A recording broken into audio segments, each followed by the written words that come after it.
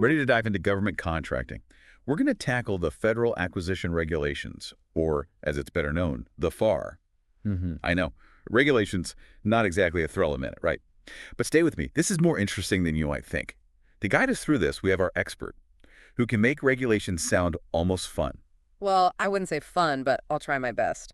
We're going straight to the source, Part 1 Federal Acquisition Regulation System on Acquisition.gov.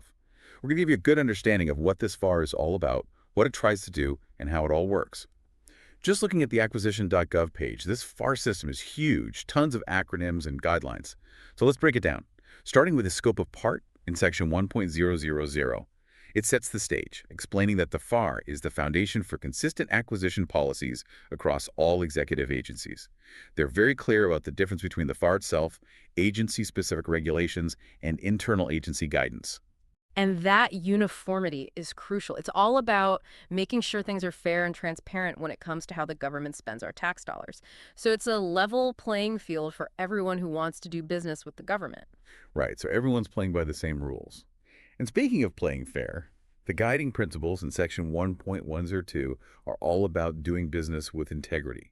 They emphasize best value, minimizing costs, and ethical conduct. It's interesting that best value isn't just about finding the cheapest option. It's more than that. It's like, think about buying a car. You wouldn't just pick the cheapest one, would you? Yeah. You'd look at reliability, safety, fuel efficiency, the whole package. Same with government contracts. They consider quality, timeliness, even things like public policy objectives. It's about getting the most for your money, but responsibly and ethically. That makes sense. And there's not just one person making all the decisions, right? Yeah. Section 1.102-4 talks about the acquisition team, this whole group of people working together, the people who need something, the contractors providing it. And the FAR emphasizes empowering this team. They're encouraged to use their judgment at all levels, to be flexible and responsive. So it's not just following a rigid set of rules. There's some wiggle room. Right. And subpart 1.4 talks about deviations from the FAR, times when an agency might need to do things a little differently. I'm curious about those deviations. When would an agency need to stray from the FAR?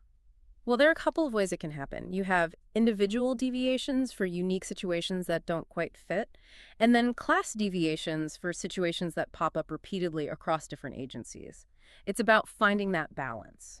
Maintaining consistency across the board, but also letting agencies adapt and innovate. So a solid foundation with the FAR, but recognizing that sometimes you need to adjust. Exactly. A system that's both structured and adaptable. This is giving me a clearer picture of the FAR system, its purpose, its principles, fairness, best value. But before we move on, I have a question. If the FAR is supposed to ensure a level playing field, how does that actually work in the real world? How can businesses or individuals navigate this system and actually work with the government? That's a great question. That's where things get even more interesting, and we'll explore that in our next segment, so stay tuned. So navigating the FAR to work with the government, it really comes down to understanding the structure and the people involved. Okay, let's unpack that a bit. We talked about the acquisition team, but it seems like there's more to it. Oh, yeah, definitely. Subpart 1.6 dives into career development, contracting authority, and responsibilities. That's like the who's who and the what's what of the FAR world. So we're getting to the people making the decisions. Exactly. It highlights how important it is to have skilled people managing these contracts, people who really know the FAR inside and out. And it's interesting how specific they are about selecting, appointing, even terminating contracting officers.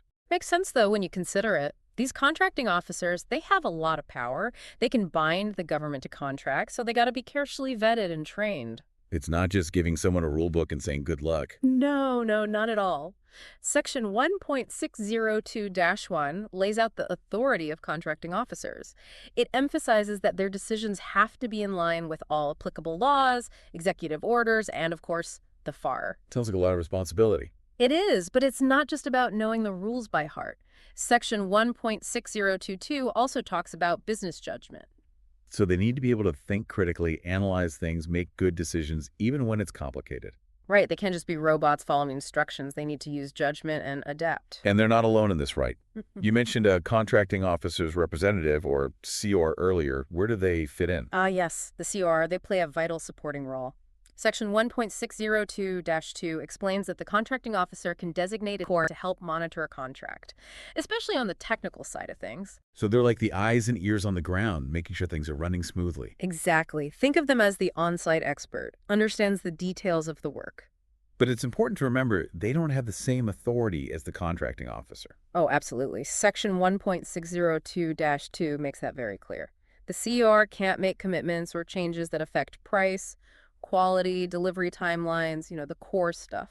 So they observe, assess, report back to the contracting officer. Right. They provide insight, feedback, but the final say is with the contracting officer.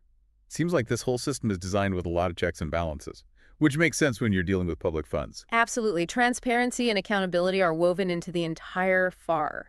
It's a balance, isn't it? Yeah. You need flexibility, like we talked about with deviations, but also a tight grip on accountability. Exactly. And there's one more thing we need to mention. Determinations and findings, or DNFs. Okay, those sound interesting. What are DNFs all about? Basically, a DNF is a formal document. An official gives their approval for a specific contracting action. So it's like getting the green light to go ahead. Exactly. Subpart 1.7 lays out the rules for DNFs.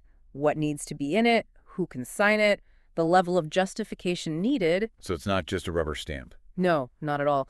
There has to be a solid reason for the decision, backed up by facts, all clearly documented. Another layer of checks and balances. It is. Transparency is key. And they even have different types, right? You mentioned individual and class DNFs. Yeah, individual DNFs are for specific one-off situations. Class DNFs cover things that come up over and over again across different contracts or agencies. So again, we see that balance between flexibility and consistency. Exactly. So what does all this tell us about the FAR's philosophy?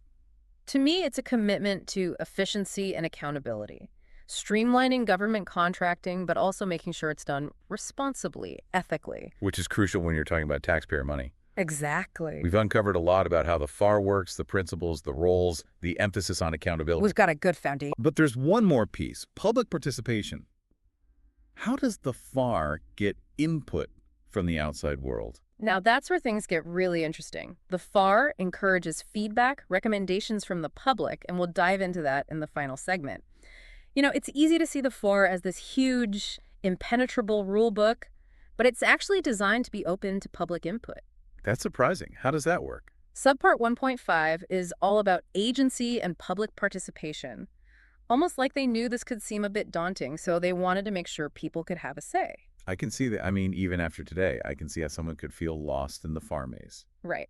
So that's where subpart 1.5 comes in. It talks about getting perspectives from both agencies and the public when shaping acquisition policies.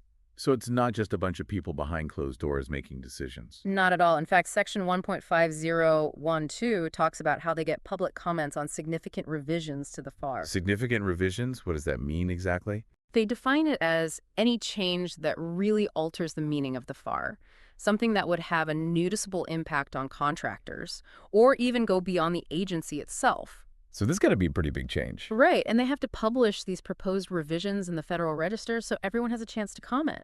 So the public actually has a voice. Absolutely, and it's not just for show.